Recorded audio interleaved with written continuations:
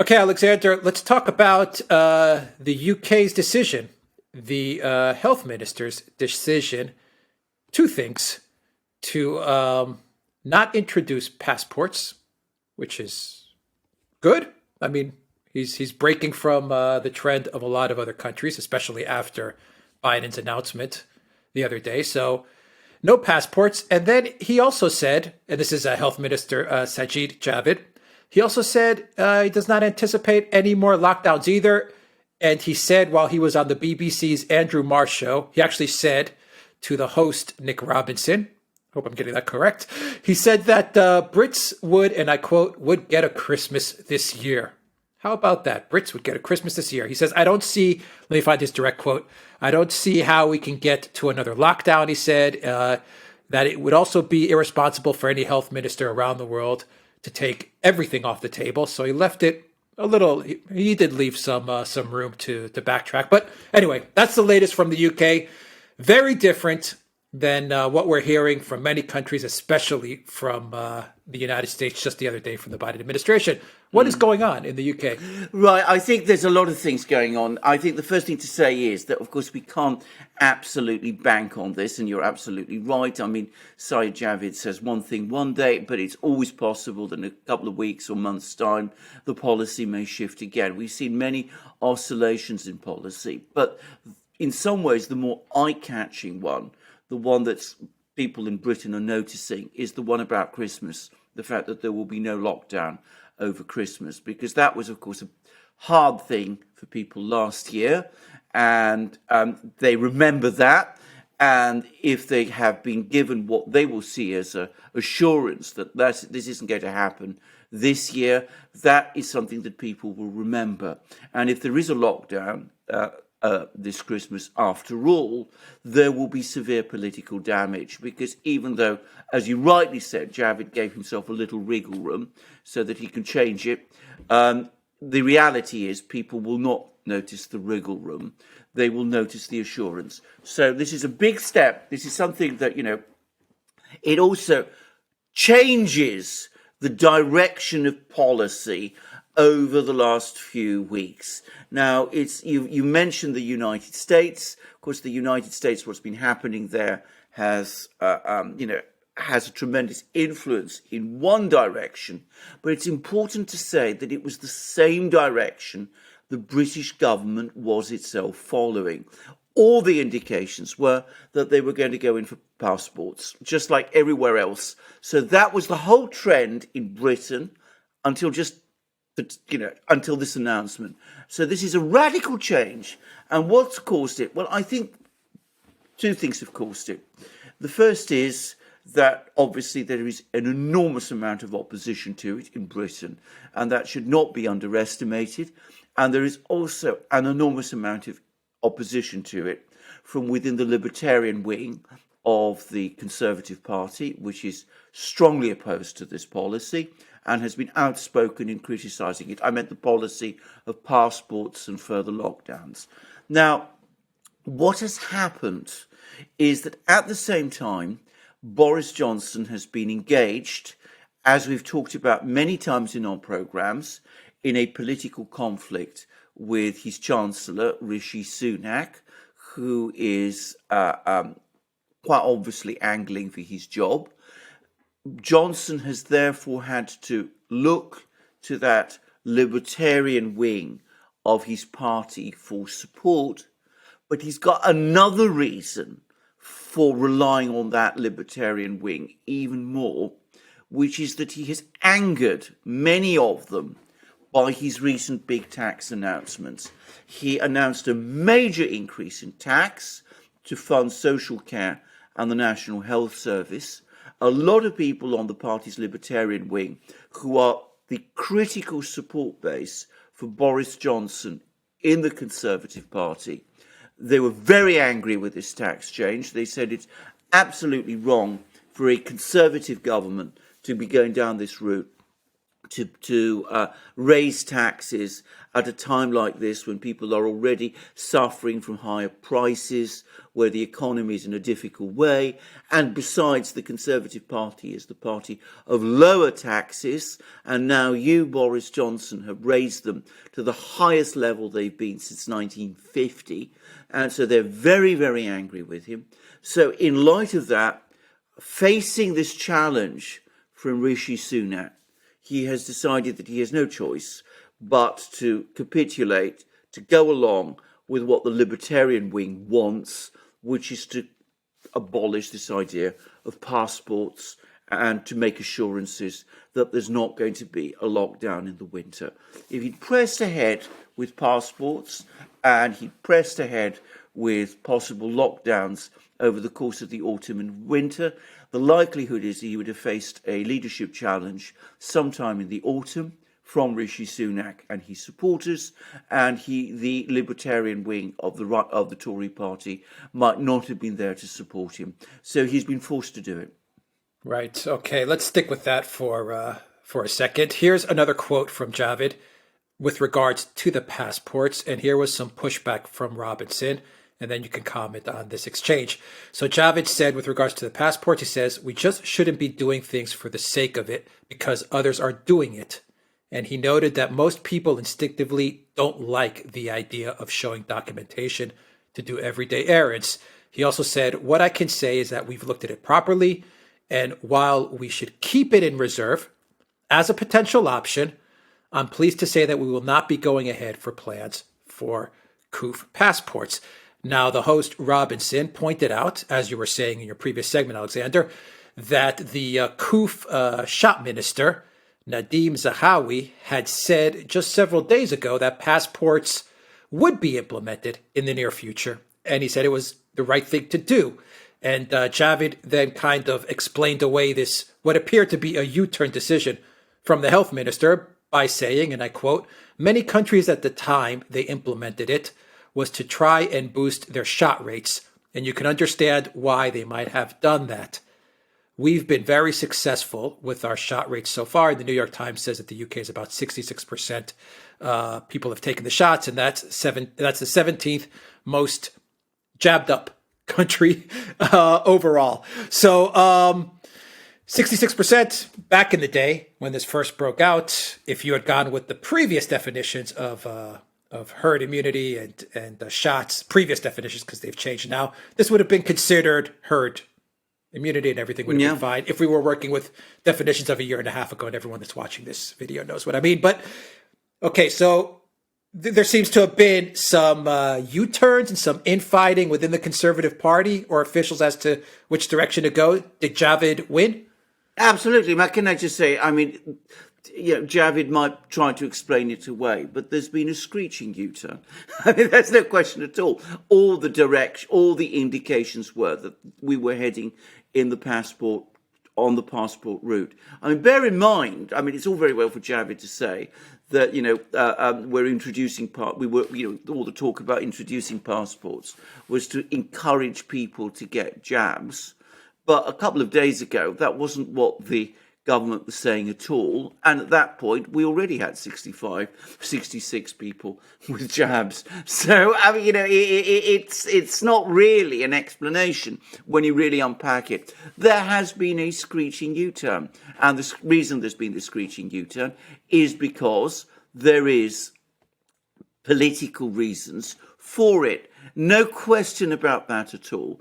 And it's not just Javid's decision, it's also Boris Johnson's decision. I should say that Javid and Rishi Sunak detest each other.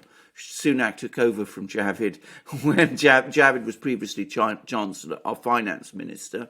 He was ousted, and then Rishi Sunak took his place, and so there's no love between them. And for that reason, Javid is clearly aligned with Johnson in these battles, and that's why he's now pulled rank and has come out and said that there's not going to be the passports and there's not going to be the lockdown, because, to be very clear about it, that is what serves Johnson's political interests at the moment. Now, there's just one other thing I wanted to say here, which is, of course, note again the implied criticism of the US This is now becoming very much a theme of British political discourse at the moment. Over the last few weeks, with a debacle in Afghanistan, but also over a whole raft of other matters, the British political class, both Labour and Conservative, but especially Conservative, has become openly critical of the US on many things. And on this issue, Javid is saying, the Americans may be going one direction, but we're going to go a different one. And bear in mind that the jab rate in the United States is higher than in Britain. So you can see that, it's not a case of, it's not a case of Britain being sufficiently jabbed up to really distinguish it from the United States. It's just the British quietly saying, well, the president in the United States may be saying one thing, but we're not obliged to follow that. We're going to do our own thing. And that's increasingly the theme in Britain now. Yeah, was this a smart political? Because I think this is a political decision. Absolutely. I doubt this has to do much with health. But do you think this was a smart political decision from Johnson? Because it sounds to me, listening to you, that if Johnson had gone ahead with pressing for passports and kept the idea of a lockdown open, then he might have been gone come, I don't know, maybe December, maybe January, I don't know, maybe longer, but he would have been on his way out, and Sunak most likely would have been on his way in. Yes. A good, smart political decision from Johnson in order to buy him more time. Did Johnson also take a look at what's going on in the EU and with the protests and the fact that they're introducing passports, and also kind of say, once again, to the EU, you know what? We're going our own way. I did Brexit. We're a sovereign, independent country now, and we don't have to do what the EU does. We're going to go our own way, and we're going to set our own policy forward. And that's it has a nice ring to it, doesn't it? That the UK is doing its own thing while the EU is, copy and pasting this green pass or safe pass or whatever the hell you want to call it all over the union. Absolutely. I mean, there's no question at all. This is a political decision, as you correctly said. It's got nothing to do with health, but it's a political decision. For Johnson, it is the correct one. It's the one I think he's obliged to take if he's going to remain Prime Minister. Because two things to say. Firstly, this passport policy would have provoked a lot of resistance in Britain. I mean, it's not widely reported in the British media, but there are protests all the time in Britain. And those protests would certainly grow if this was imposed in that kind of way. In fact, they would grow massively. And again, coming back to discussions we've had before, it's almost certainly the case that this policy of passports would face legal challenges. And I'm far from certain that it would survive those legal challenges. So from Johnson's perspective, this would be a very difficult policy to push through, and a very unpopular one. This at a time when, because of his tax changes, the Conservatives have taken a hit. For the first time in months, Labour is actually outpolling them in some opinion polls. So, he doesn't want that. He doesn't want protests in the streets and Conservative support sliding. Because if that happens, then, of course, his opponents within the Conservative Party, the people around Sunak, become emboldened, and they're able to turn around and say to other Conservative MPs, well, look, Johnson is leading us to electoral disaster. Let's change him. Let's throw him out. Let's bring Sunak in. And then things will start to improve and stabilise. And in that kind of situation, without the support of the Libertarian wing of the party, Johnson would frankly be in a very difficult position indeed. I doubt he would survive. So he's been forced to do it. And that's why he's done it. And he's, at the same time, like the skillful politician, which he is, and Johnson is a skillful politician, despite what people say. He is making exactly that point via Javid that you said. He's saying, look, the Europeans may be all over the place. They may be imposing all these bizarre policies, these green cards, these passports. Macron in France may be taking increasingly authoritarian approaches. Other EU countries may be doing the same. There may be all these restrictions. People are not living their lives properly. Biden, who we've become increasingly critical of in Britain, may be doing the same. But here in Britain, we are taking our own course. We're going to live our lives. We've had a very successful rollout with the jabs. We don't need to do these things. We're going to live our lives. We're going to be different. And it's the same sort of approach that we followed when we took the Brexit line, and we're going to continue with it. So he's being forced to do something, but at the same time, he's skillful enough and clever enough to take it and use it to his advantage, saying things which will undoubtedly carry quite a lot of traction with a lot of British people. So that's where we are. And as I said, it was a forced move, but he's carried it out with some skill. Yeah. Final question, real quick. Would Sunak have implemented passports and lockdowns, number one? And would a Labour Party implement Steimer? Would they go the route of passports and lockdowns, you think?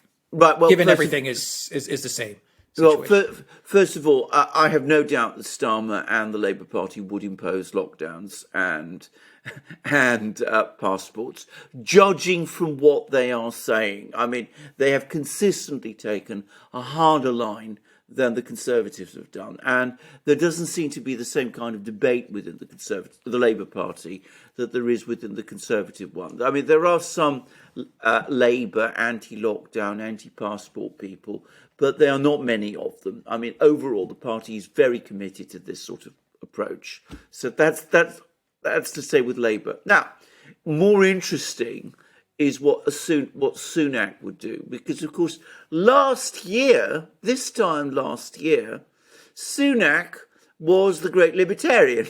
He was opposing lockdowns, as I very well remember. He was saying that he was the person who was going to keep the economy, the wheels of the economy turning. He didn't want to see lockdowns, and he was angling for support from the business community, which was strongly opposed to lockdowns at that time. And that was his line. Now, at the moment, he's keeping extremely quiet about this issue. But the reality is, and this is Conservative politics all over, people in the Conservative Party do whatever it is in their interests at any one time to do. I would not be at all surprised if Sunak, in making a bid for Johnson's crown, were to imply that he was actually out to become Prime Minister. He would be the person who would handle the pandemic better. He would, in other words, do exactly the same thing that happened in 2020 in the United States, where the Democrats claimed that Trump was mishandling the pandemic and was reckless and irresponsible. I could easily see Sunak playing that particular card. But of course, as soon as he becomes Prime Minister, then who knows, he might rediscover his libertarian instincts that he parked to one side a year ago.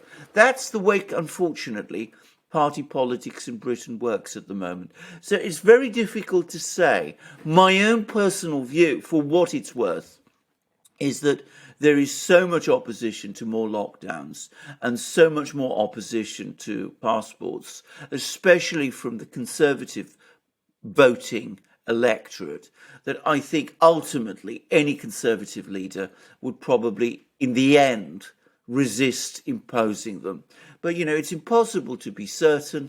And, it's important to say that we can never be sure what somebody promises is the same thing that they would do. I'm going to just finish, by the way, by adding one other thing. We're talking about Johnson versus Sunak. There's also increasing talk that Johnson is preparing a reshuffle. In other words, he's going to sack ministers. And there's increasing talk that he's going to try and sack Sunak. So we're going to see whether or not he's able to pull that one off. He will definitely need the support of the libertarians. I call them the libertarians, so that people in the United States understand what they are. They're not quite as pure libertarian as some of the American libertarians are, but they have the same sort of inclinations. Johnson will certainly need the support of the libertarians if he's really going to sack Sunak as apparently he wants to do. So, bear in mind that these battles in the Conservative Party are always underway, and we will see how they turn out. Boy, can't wait to see that. That'll give us a lot of good content if that does take place. Wait for it. The thing to understand about the Conservative Party is that it makes the Kremlin look like an absolutely, a cuddly place. I mean, Conservative politics are ruthless. I mean, the fact that Margaret Thatcher was able to remain on top of the Conservative Party for 11 years, that much longer than that, 15 years, and Prime Minister for 11 years, is a tribute to her enormous political skills, but also to her tremendous ruthlessness. I mean, the Conservatives are savage in the way they fight each other, and it's partly why, by the way, they're in power for so long, because they have that tremendous instinct for power, which no other party in Britain has to anything like the same degree. But certainly, we can certainly see a drama working out in a few weeks' time, perhaps even sooner, with, Johnson sacking Sunak and all sorts of things happening. But, hold and wait and watch. All sorts of exciting things in Britain are likely to happen. It'll be fun to watch and report on. Boy. All right, we'll leave it there. Guys, go to the Duran.locals.com. Go to BitChute, ODYSEE, Rumble, Super U to find all our videos there. And also go to the Duran shop. Short sleeve shirt, 10% off. Use the code REALNEWS. I think yours has the flag. It does indeed. It does indeed. The flag of the UK, as, by the way, does my mug, my famous magic mug. So there we go. All right, you'll find a code to everything underneath this video. Take care.